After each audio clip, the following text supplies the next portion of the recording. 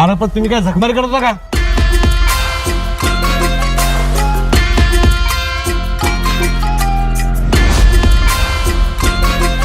एक वेळ माझे कार्यकर्ते धोका देत होते, माझा लक्ष पक्षा कधीच धोका देणार नाही.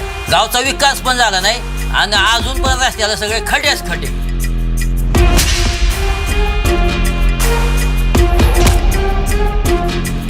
या राजकारणात काट्यानेच काटा काढायचा असतो.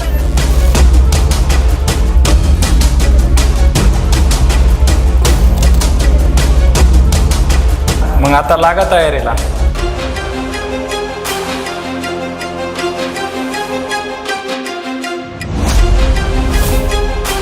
तर माझ्या मुलीचं खूप अवघड झालं असतं बघा.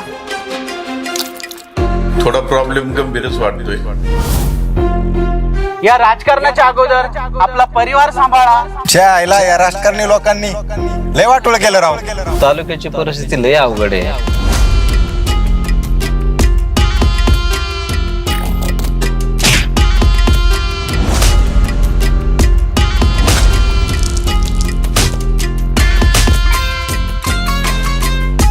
पण तुम्ही मतदान सावकार काढणार कुणाला?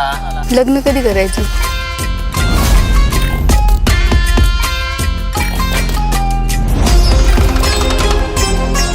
जनसेवक जनमन आपला.